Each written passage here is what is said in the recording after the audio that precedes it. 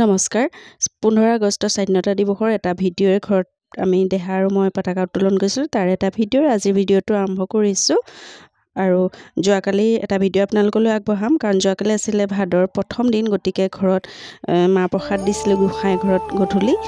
তাৰে ভিডিঅ' অকণমান আগবঢ়াইছোঁ আৰু এয়া সন্ধিয়া খাবৰ বাবে এয়া যা যোগাৰ কৰিছোঁ আৰু এয়া গা পা ধুই আজৰি হ'লোঁ কাৰণ নামঘৰলৈ যাব লাগিব পাক আৰু এয়া মাহ প্ৰসাদখিনি দিনতে যোগাৰ কৰি ল'লোঁ।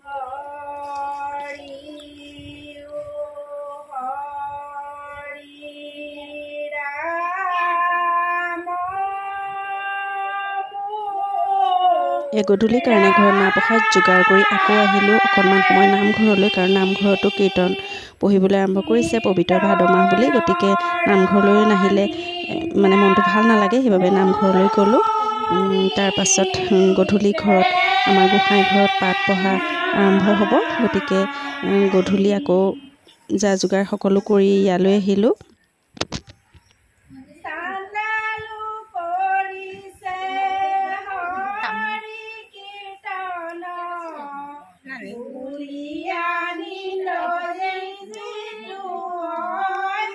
আৰু এয়া অকণমান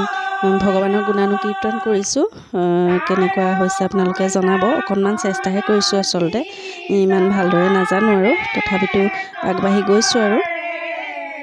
এয়া নামঘৰৰ পৰা আহি যোগাৰে কৰি থৈ গৈছিলোঁ সকলোখিনি নামঘৰৰ পৰা সেয়া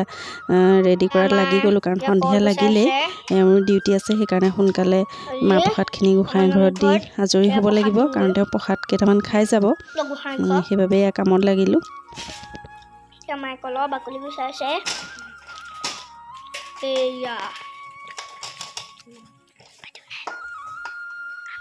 আৰু এয়া ভিডিঅ' কোনে কৰিছে হয়তো আপোনালোকে শুনিছে এয়া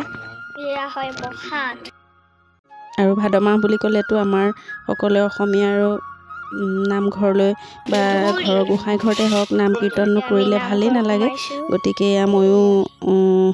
অনুষ্টুপীয়াকৈ যোগাৰ কৰিলোঁ আৰু ভাদ মাহটো সকলোৰে প্ৰিয় আৰু ভাদ মাহতে আমাৰ দেহাৰো জন্মদিন আহি আছে গতিকে এয়া গোসাঁইলৈ বুলি এয়া মাহ প্ৰসাদ আগ কৰিলোঁ গোসাঁই ঘৰত।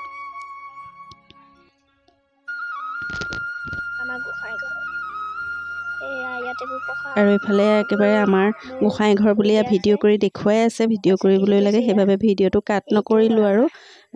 সি কৈছে মই আমাৰ গোসাঁই ঘৰটো দেখুৱাম সকলোকে আপোনালোকক আগতে হয়তো দেখুৱাইছোঁ কিন্তু সি এতিয়া দেখুৱাবলৈ মন কৰিছে সেইবাবে ভিডিঅ'টো কাট নকৰিলোঁ আৰু আমাৰ এতিয়া গোসাঁই ঘৰলৈ গৈছে পাণ দিবলৈ এয়া আপোনাক ওচৰৰ পৰাই দেখুৱাই দিম আৰু এয়া পইচা আৰু এয়া হয় কল এয়া কল চাকি জ্বলি আছে আমাৰ এতিয়া কলপাতেৰে তলত দিছে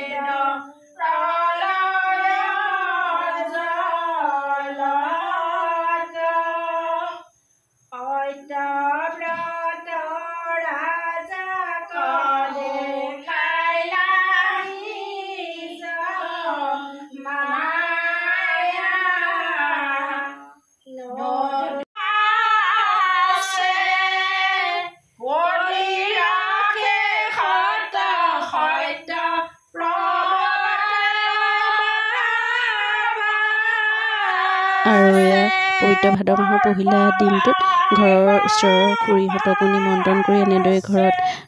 কীৰ্তন পাঠ আৰম্ভ কৰিলোঁ। গতিকে কেনেকুৱা পালে আজি ভিডিঅ'টো আপোনালোকে জনাব। এয়া আমি গোঁসাই ঘৰত পাঠ পঢ়িলোঁ, খুৰী বাইদেউ মই এনেকৈ, আৰু মা আৰু খুৰীহঁত এয়া বাহিৰতে বহি আছে কাৰণ ঢাৰিত বহিব নোৱাৰে। আৰু এইফালে এয়া আমাৰ ওচৰৰ